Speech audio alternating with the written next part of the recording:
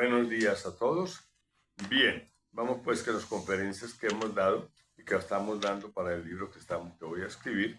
Entonces tenemos, no todas las personas al comienzo del cristianismo estuvieron muy de acuerdo con el celibato.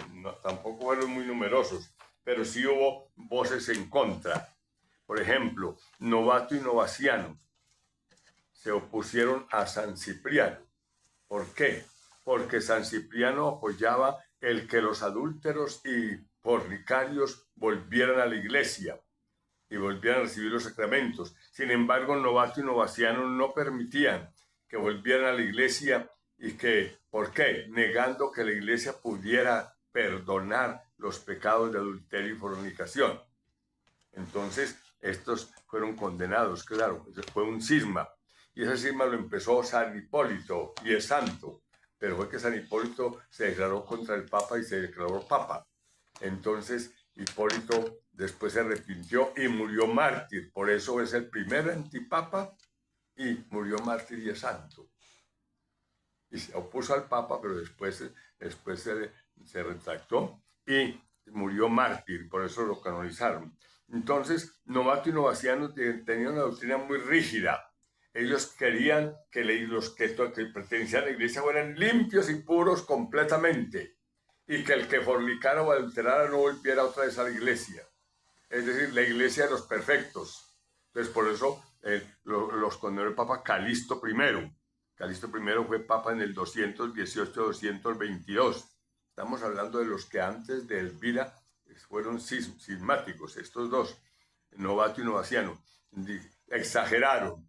Era tanto el amor por la limpieza y por la pureza del alma que entonces estos exageraron completamente, que adúlteros y fornicarios no podían volver a la iglesia. Entonces San Cipriano dijo, sí pueden volver, hay que ponerles una penitencia, pero pueden volver. Por eso el Papa Calixto I, que fue Papa en el 218-222, los condenó como herejes. Bien, entonces esto fue antes del concilio de Elvira. Bien, en los primeros 300 años del cristianismo había un ambiente total de castidad y de pureza, no solamente en los obispos, sacerdotes, sino en el mismo pueblo creyente, lo cual es muy importante. El mismo pueblo creyente. Esto es importante porque fue los 300 primeros años del cristianismo, hasta el año 310 o 325 del de Nicea. Había una orientación hacia el celibato, es decir, no se discutía. La mayoría ya de los sacerdotes eran célibes, se practicaba y se mandaba. El concilio de Nicea ratificó. El concilio de Nicea fue presidido por un obispo muy santo y bueno, el obispo de Córdoba de España. El Papa lo mandó que presidiera el concilio de Nicea y se dice de él que guardaba castidad perfecta, de ese obispo. Entonces, ese obispo estuvo en Elvira, estuvo en el concilio de Elvira y presidió el concilio de Nicea. El obispo Ocio, obispo de Córdoba en España. Bien, entonces también hubo en ese momento, gente contra la castidad y el celibato. Por ejemplo, Joviniano. Joviniano fue condenado por el Papa Ciricio. El Papa Ciricio gobernó 384-399. En el 390 condenó a Joviniano porque afirmaba que la virginidad y la castidad no servían para nada. Reclamó que hubo entre tanta unanimidad, hubo algunas voces en contra. Bien, entonces tenemos que ahora ya el concilio de Nicea, en el año 325, ratifica todo lo que dijo el concilio de Elvira y pide la castidad para todos. Inclusive el concilio de Nicea quería que la castidad de los sacerdotes del celibato se extendiera para Oriente por completo. Orientales no aceptaron. Orientales siguieron unos célibes y otros casados. Bien, eso pues antes de Nicea. Es el concilio antes de Nicea. En el año 380 se puede decir que había más de 5.000 monjes en Europa, en Asia, Europa y África. en esos 3 continentes, había por lo menos unos 5.000 monjes. Entonces, aquí viene la historia muy importante de los padres de la iglesia, que fueron los famosos doctores de la iglesia, ¿cierto? Entonces tenemos 4 padres orientales y 4 padres occidentales.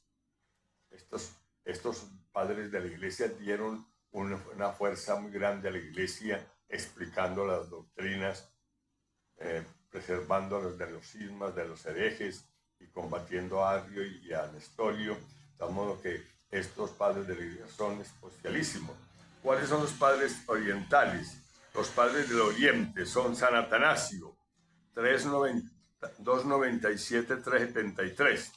De modo que le tocó a San Atanasio el concilio de Nicea, donde defendió que Jesús es el Hijo de Dios, porque Arrio decía que no era Hijo de Dios, que era un personaje muy importante. San Atanasio, ¿quién fue? Trajo a los monjes de Oriente hacia Roma. Es muy interesante saber que los monjes comenzaron en Oriente, San Antonio y San Pablo Estilita y San Pacomio empezaron en Oriente, pero San Atanasio vio que la vida de ellos era maravillosa y entonces los trajo del Oriente a Occidente, o sea, San Atanasio los trajo a ellos. Lumbrera del concilio de Nicea, San Atanasio, sobre la divinidad de Cristo, 17 años en el destierro, una lumbrera San Atanasio, defendiendo al Hijo de Dios, primer padre de la Iglesia Oriental. Segundo padre de la Iglesia Oriental, San Gregorio Nacianceno, del 328 al 389, gran teólogo y orador, se le llama padre de la Iglesia. Tercer padre oriental, San Basilio, este es muy importante, nació en el 329 y murió en el 379. Este fue el primer fundador que hubo de hospitales y asilos para los pobres en todo el mundo, toda la historia. El primer creador de hospitales y asilos y el primero que hizo una regla para los monjes, enseñando especialmente la castidad y la pobreza. Es el tercer padre de los orientales. El cuarto padre de los orientales es San Juan Crisóstomo. ¿Por qué se le llama así? Porque era un gran predicador, entonces pusieron boca de oro. Crisóstomo quiere decir boca de oro. San Juan Crisóstomo, uno de los mejores oradores que ha tenido la iglesia en toda la historia. El más elocuente de los padres griegos. Fustigó a obispos escandalosos, rechazó y condenó obispos escandalosos, hizo un tratado sobre la virginidad y el sacerdocio. San Juan Crisóstomo, en Oriente, hizo un tratado sobre la castidad y el sacerdocio, la virginidad y el sacerdocio. Ahí tenemos los 4 padres orientales: San Atanasio, San Gregorio Nacianceno, San Basilio y San Juan Crisóstomo.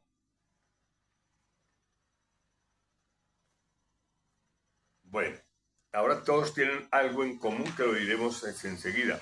Los 4 padres occidentales, muy importantes, son el primero, San Hilario de Poitiers, se escribe Poitiers, San Hilario de Poitiers, francés, del año 315 al 368.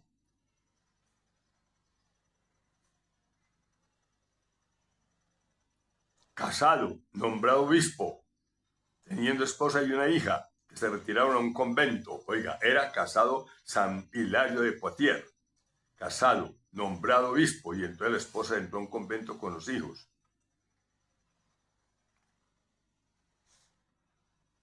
Se llama el martillo de los arrianos, de los herejes. Primero, San Hilario de Poitiers. Segundo, San Ambrosio de Milán, el segundo padre occidental. San Ambrosio de Milán, 340-397. Tratado sobre la virginidad y la pureza. San Ambrosio de Milán, Tratado sobre la virginidad y la pureza. ¿Por qué traigo estos padres? Porque todos ellos hablaron de la castidad y del celibato. Por eso estoy hablando de ellos. San Ambrosio de Milán, 340-397, Tratado sobre la virginidad y la pureza. Cuarto padre de la Iglesia Occidental, de nosotros los católicos, San Jerónimo, 331-420. San Jerónimo, 331-420.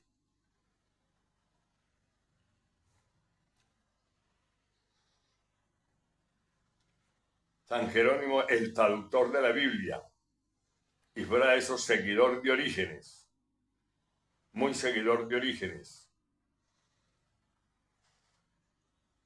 y pidió a todos sus monjes guardar la castidad.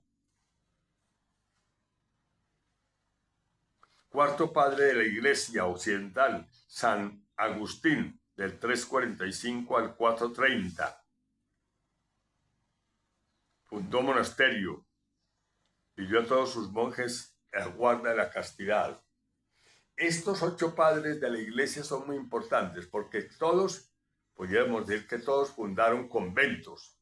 Y en las reglas de los conventos, las primeras reglas eran pobreza y castidad. Es muy importante eso, pobreza y castidad. En tal forma se tenía la castidad en primer lugar que de estos padres de la Iglesia, estos 8 que son los padres básicos de la Iglesia, el fundamento de la Iglesia Católica, pidieron a todos sus monjes, todos hicieron conventos, que guardaran pobreza y castidad. Cuando van ya a hacer las reglas, viene la obediencia.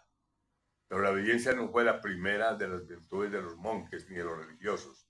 Primero fue la pobreza y la castidad, la humildad, la sencillez. Y después viene la obediencia, que ya viene con San Benito, que viene la obediencia, es más o menos hacia el año 400. Ya todos los conventos tenían, y después de San Benito, todos los conventos, San Benito es muy importante, hablaremos de él ahora. Entonces tenemos que la primera virtud de los monjes era la pobreza, la segunda era la castidad, o el celibato, y la tercera, ya después del año 400 más o menos, vino la obediencia. Se organizaron en comunidades, vieron la necesidad de vivir en comunidad y ayudarse mutuamente, y también para la comida y para el bienestar de todos, ¿cierto? Pero como ellos hacían tanta penitencia y en desiertos, es que el éxito de los monjes de esa época fue que se fueron para los desiertos, donde no había nada. De todos ellos, de todos estos 8, es precursor Orígenes. Orígenes es precursor de estos santos padres, ¿cierto? Y Orígenes sabemos que enseñó la castidad con mucha belleza, ya lo vimos en las clases anteriores. Bien, es decir, que en los 350 primeros años del cristianismo, el ambiente era de castidad para servir al Señor. Y por eso los estamos trayendo a todos ellos aquí. Lo mismo cuando empezaron a hacer monasterios de monjas, de mujeres. Vieron la necesidad también de que muchas mujeres querían ser monjas. Entonces también hacían regla para las monjas y viene el voto de castidad para todas ellas. Pobreza, castidad y obediencia. La mayoría, podemos decir que todos estos padres fundaron conventos.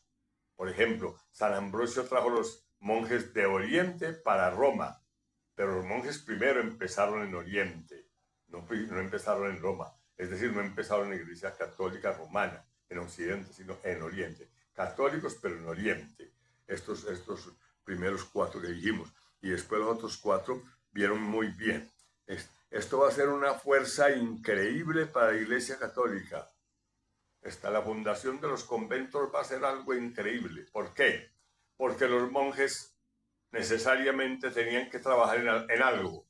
Entonces se ocupaban la mayoría en transcribir los escritos de todos los sabios y escritores antiguos, que no fueran católicos o católicos, de todas las lenguas. Entonces eso fue, la Iglesia se apoderó de un bagaje científico y de ciencia increíble. Es Es decir, la iglesia cogió toda la sabiduría antigua por los monjes, y muchos de ellos en silencio, por eso podían trabajar, por eso podían dedicarse al estudio, ¿cierto? Y todos ellos guardando castidad, no tenían problema de esposa e hijos en un convento. Hubo conventos que tuvieron hasta 200 y 300 monjes. Dígame usted cómo serían de grandes las edificaciones, ¿cierto? Entonces, los monjes tuvieron una importancia grandísima, y hoy en día nadie los mienta, pero una importancia grandísima en la evangelización y en la extensión de la iglesia del Señor. Una maravilla. Entonces, todos ellos sabían muy bien la importancia de la pobreza, abandonar todas las cosas.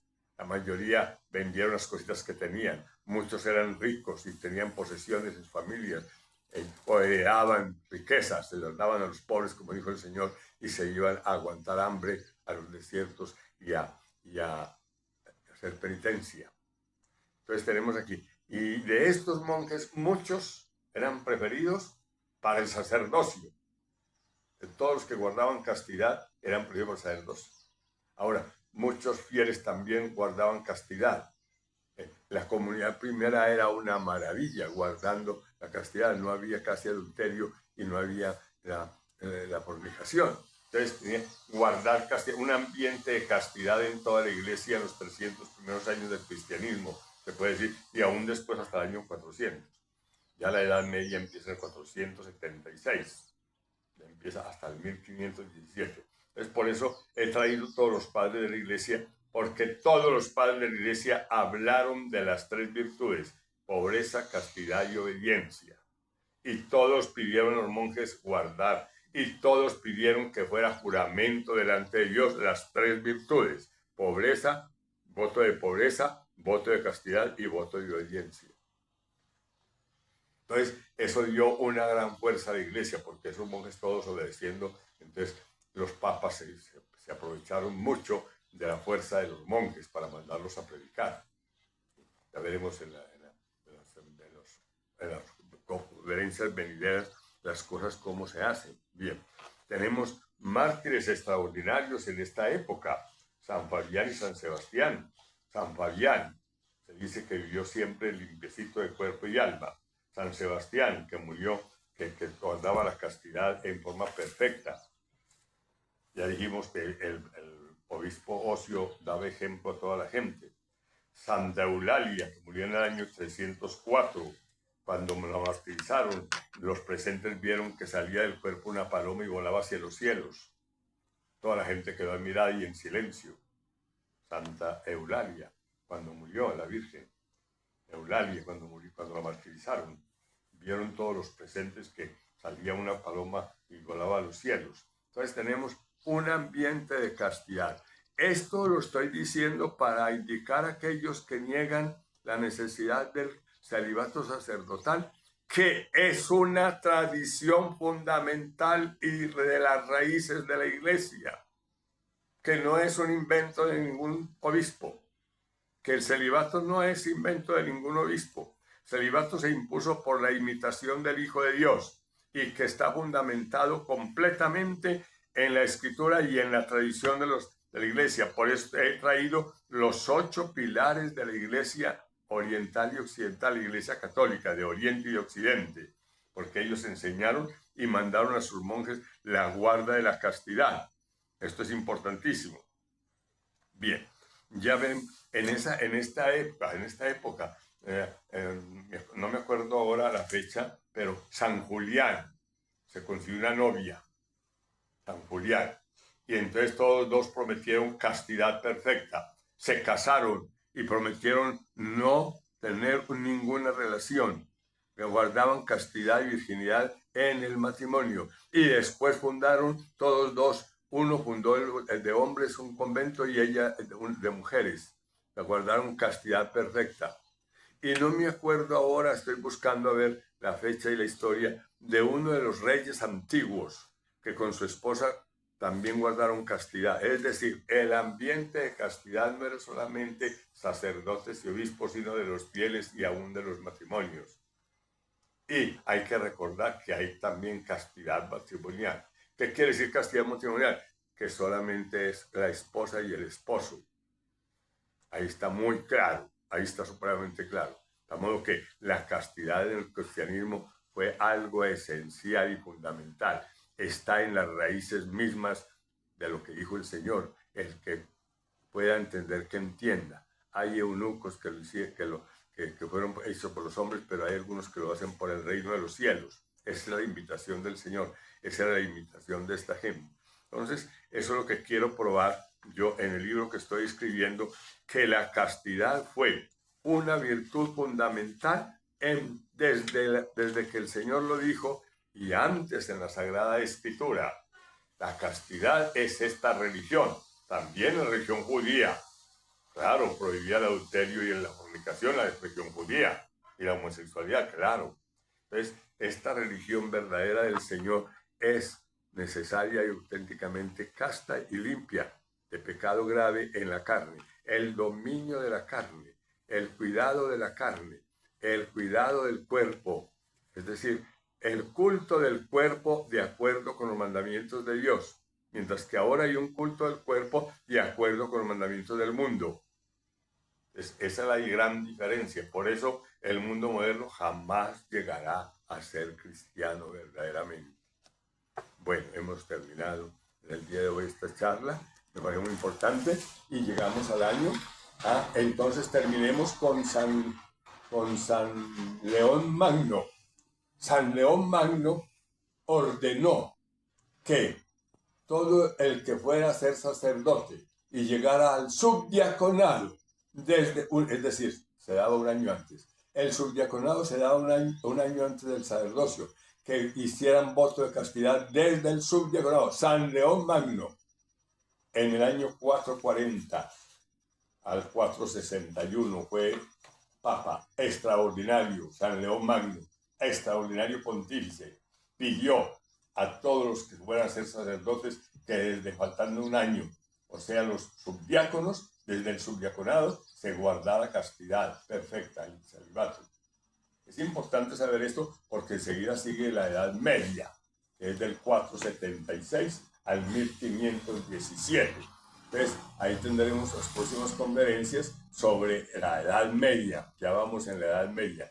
Quiero probar en las conferencias de este libro que estoy escribiendo que la castidad y el celibato son fundamentales en la tradición de la Iglesia Católica y que ningún papa es capaz ni puede quitar el celibato sacerdotal. Ninguno. Ahora, que lo tenga totalmente la Iglesia Católica, eso es diferente. Pero el celibato será siendo siempre el sello de la santidad de los sacerdotes para con los fieles. Vuelvo y repito, la castidad será siempre el sello del apostolado, mejor apostolado, más prestigioso de los sacerdotes para con los fieles. Ahí terminamos en el día de hoy.